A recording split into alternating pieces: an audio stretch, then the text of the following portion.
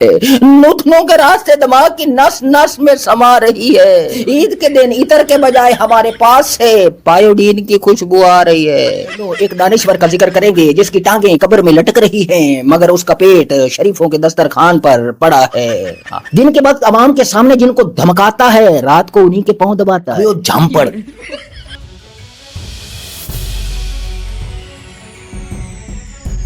लो भी सजनों, बेलियों, भाइयों बहनों, आपको, आपके अड़ोस पड़ोस को, रिश्तेदारों को, नानियों को, दादियों को, भतीजे भांजों को, नवासे नवासियों को मुबारका मुबारका, ईद मुबारका। यही अल्फाज जब मैंने अच्छन भाई के सामने पढ़े तो अच्छन भाई मुझसे लाड़ पड़े। मुझे लगा जैसे मैंने अच्छन भाई को मुबारक देकर बहुत बड़ा गुनाह कर दिया है, अपना पैर किसी बारूदी सुरंग पर धार दिया है। मुझसे बोले कि तुमने मुबारक दे के मेरी कमर के नीचे आग भड़काई है। ईद तो कसाई ने मनाई है, ईद तो कसाई ने मनाई है, दर्जी भाई ने, नाई ने और मेरी लुगाई ने बनाई है। मेरे हिस्से में तो जेब की सफाई आई है, मेरी जो कमाई है निजाम के चेलों और लेलों ने ऐसे खाई है। बड़ा खस्ता हाल है, बड़ा खस्ता हाल है, ये जो उतर रही है बकरे की नहीं मेरी खाल है। खाल से याद आया, मेरी खाल भी जगह जगह से उधड़ी हुई है, हालत बिगड़ी हुई है। रोड पर एक गाड़ी वाले ने मुझे बड़ी बेरहमी से उड़ाया और उड़ाकर आगे निकल गया। पीछे से एक शख्स आया, उसने मुझे उठाया, उठाकर अस्पताल में भर्ती कराया और कराकर मेरा सारा सामान अपनी बगल में दबाया और दबाकर आगे निकल गया। कुनिया, घुटने, टखने सब रगड़ गए हैं। हम चारपाई पर पड़ गए हैं, टीवी पर पहली बार ईद शो करने के सारे ख्वाब बढ़ गए। घुटनों के रास्ते दिमाग की नस नस में समा रही है। ईद के दिन इतर के बजाय हमारे पास से पायोडीन की खुशबू आ रही है।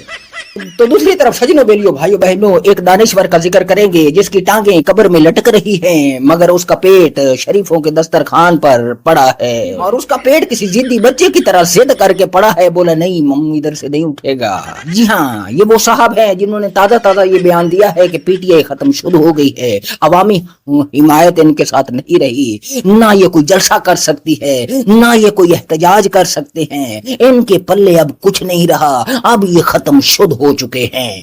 हाँ जी, बिल्कुल। ये वो साहब हैं जिनके पास कोई सियासी बसीरत नहीं है, ये सियासतदान है ही नहीं। मैं भाई में ये एक भाड़े के दानश्वर थे जो अपने आका यानी नवाज शरीफ की हमेशा मदह सराई करते थे और उनके मुखालिफिन के खिलाफ हर्जा सराई करते थे। पहुंच गए और करते करते शरीफों के दस्तरखान पर पहुंच गए और पहुंचकर वहां बैठकर मियां साहब और उसकी औलादों की मदहसराई में कालम लिखने लगे और लिखते हुए हर लाइन के बाद डकार मारते थे दस्तरखान पर जो बैठे थे भाई मियां। जी हाँ, अशराफिया के डिनर टेबल से गिरे हुए टुकड़े खाकर किसी का भी दिमाग भी नोट हो सकता है, सोचने समझने की सलाहियत खत्म हो सकती है, दिमाग काहिल हो सकता है और आदमी गधे से बदतर हो सकता है। हाँ जी, लिहाजा इनकी बात का बुरा नहीं मानना चाहिए, मगर सवाल ये है कि भाई मियां अब जिंदगी में दिन कितने बचे हैं। इनकी उम्र देखे तो ये हमारे बाप दादा की उम्र के हैं। तनकीद करते हुए बंदा अच्छा नहीं लगता, बुरा लगता, लेकिन क्या करें, इनके करतूत देखिए। जी हाँ, बेसिकली एक साहबी था जो टीसी कर करके मियां साहब की तकरीरें लिखने लगा, दानिश्वरी बेचने लगा, अपनी सोचने समझने की सलाहियत बेचने लगा, ज़हन बेचने लगा, ज़बान बेचने लगा, ईमान बेचने लगा। अशरफुल मखलूकात के नाम पर खुदा ने जो कुछ दिया था वो सारा सामान बेचने लगा। अब आगे बढ़ते हैं। सुना है खान साहब ने बुज़दिलों को अपने से दूर करने का फैसला किया है और बहादुर बहादुर चुन के अपने करीब करने लगे हैं, ताकि आगे एहतजाज आ रहा है, प्रोटेस्ट आ रहा है, जलसे जुलूस आ रहे हैं, सड़कें गर्म करनी है। जिसके बाद अली अमीन गंडापुर एक दफा फिर धांडे लगे हैं, एक बार फिर मुंह से आग और झाग बहाने लगे हैं कि एहतजाज के दौरान गोली का जवाब गोली से दिया जाएगा। अभी वो झांपड़, अभी वो कायर आदमी, अभी वो बड़बोले बतौने, इसी तरह के डायलॉग मार मार के तुमने पहले अपने ही कारकुनों को मरवा दिया, जीती बाजी हरवा दी। खान की कश्ती किनारे पर लाके डुबोई थी तुमने और डुबोकर खुद चाय पीने निकल लिए। कितने कारकुनों को मरवाया तुमने। फिर से ढोंग रचाने लगा है, अपने कारकुनों को फिर से उल्लू बनाने लगा है। दिन के वक्त अवाम के सामने जिनको धमकाता है, रात को उन्हीं के पांव दबाता है। अवाम जान गए हैं, तुझे पहचान गए हैं। پی ٹی آئی کے ساتھ نظام نے جو کچھ کیا ہے تو اس میں برابر کا حصے دار ہے اور تیری پوری یہ گیدڑ شپ برابر کی حصے دار ہے۔ تو سجنوں میرے بھائیوں بہنوں، میں چاہتا ہوں عید کے دن سیاسی خبریں کم سے کم رکھوں، لیکن یہ بھی تو دیکھو کہ سب عید کی خوشیاں منا رہے ہیں اور آپ کا لیڈر اس قوم کو بلکہ ہجوم کو بلکہ تماشبینوں کو حقیقی آزادی دلوانے کی کوشش کرنے والا قید خانے میں پڑا ہے، باقی سب خوشیاں منا رہے ہیں۔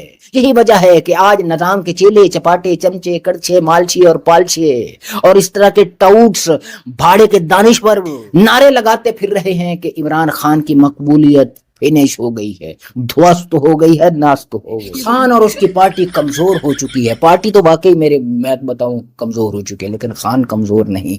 عوام کمزور ہو سکتے ہیں، کارکنان کمزور ہو سکتے ہیں، پوری قوم کمزور ہو سکتی ہے، لیکن یہ آدمی کمزور نہیں ہو سکتا۔ ہر خبر پر شکر کی نظر رکھنے والے اچھر بھائی کا کہنا ہے کہ اس وقت دنیا میں سب سے زیادہ مقبول سیاسی لیڈر پی ٹی آئی کے عمران خان ہیں، اور دنیا میں سب سے زیادہ نکمی نکھٹو نتھو فتو کوئی سیاسی پارٹی ہے تو وہ ہے عمران خان کی پی ٹی آئی۔